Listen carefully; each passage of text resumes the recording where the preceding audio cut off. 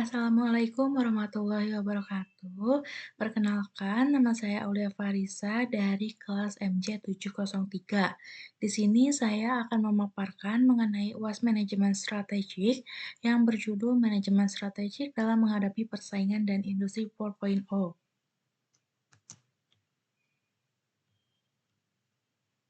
Baik, di sini ada pendahuluan. Dalam era globalisasi dan perkembangan industri 4.0, perusahaan dihadapkan pada lingkungan bisnis yang terus berubah dan syarat ketidakpastian.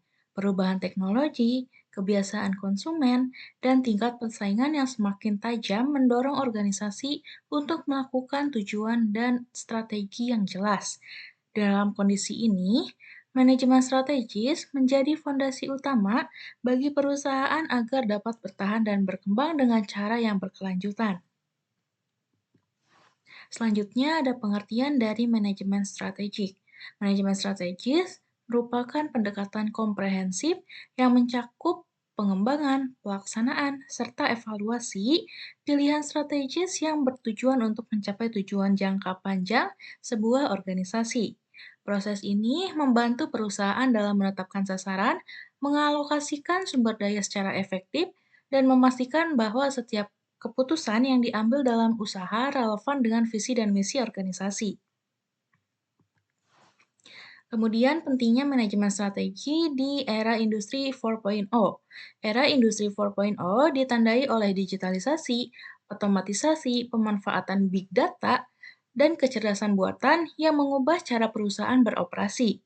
Manajemen strategik menjadi penting karena membantu perusahaan merespon perubahan tersebut secara sistematis.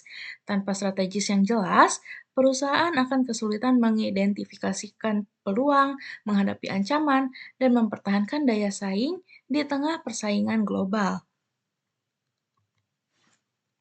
Kemudian ada implementasi manajemen strategik di tempat kerja. Saat manajemen strategik diimplementasikan di perusahaan saya, tindakan ini bertujuan untuk mencocokkan sasaran organisasi dengan sumber daya serta strategik operasional yang ada. Dengan melakukan evaluasi terhadap lingkungan, baik di dalam maupun di luar, perusahaan dapat menentukan kekuatan, kelemahan, kesempatan, dan ancaman yang harus dihadapi. Hasil dari evaluasi ini menjadi dasar dalam menyusun strategi yang tepat, khususnya dalam memanfaatkan teknologi dan untuk meningkatkan efisiensi serta kualitas kinerja. Selanjutnya ada dampak strategi terhadap kinerja perusahaan. Strategi yang dirumuskan dengan teliti akan dikembangkan menjadi rencana operasional yang dapat diukur dan dinilai secara berkala. Penerapan sistem informasi dan data di era industri 4.0 memfasilitasi perusahaan dalam memantau kinerja secara langsung. Dengan demikian, perusahaan dapat dengan cepat menyesuaikan strategi apabila terdapat perbedaan dari rencana yang awal. Selanjutnya ada perbedaan proses strategi perusahaan kecil dan besar. Proses pengembangan strategi di bisnis besar dan kecil memiliki karakteristik yang berbeda.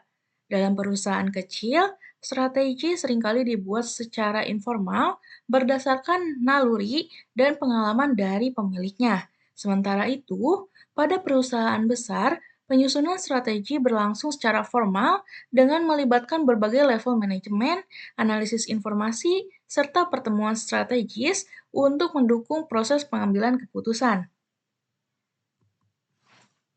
Baik, berikutnya ada peran pemimpin dalam perumusan strategi. Meskipun terdapat berbagai dan beragam metode, peranan seorang pemimpin tetap menjadi komponen krusial dalam penyusunan strategi. Para pemimpin dalam organisasi harus aktif, terlibat dalam menilai kemungkinan strategi, menilai resiko dan peluang, serta menjamin bahwa strategi yang ditetapkan dapat diimplementasikan dengan berkelanjutan. Kepemimpinan yang efektif juga berperan dalam membangun komitmen dan kesepakatan di dalam sebuah organisasi. Selanjutnya ada pendekatan dalam pembuatan strategi.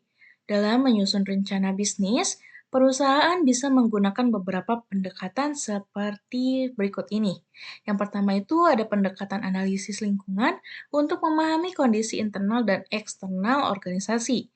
Yang kedua ada pendekatan partisipatif yang melibatkan manajemen dan karyawan kunci. Kemudian ada pendekatan yang berorientasi pada visi untuk mencapai tujuan jangka panjang perusahaan. Pendekatan-pendekatan tersebut membantu perusahaan dalam merumuskan strategi yang dapat dijalankan dan bertahan untuk jangka waktu yang cukup lama. Selanjutnya ada pengendalian strategi dalam organisasi. Pengawasan strategi merupakan tahap akhir dalam pengelolaan strategis yang bertujuan untuk menjamin keselarasan antara perumusan dan pelaksanaan strategi. Melalui pengawasan strategi, sebuah perusahaan dapat mengevaluasi kinerja, mengidentifikasi penyimpangan, dan melakukan tindakan perbaikan agar tujuan organisasi dapat tetap tercapai.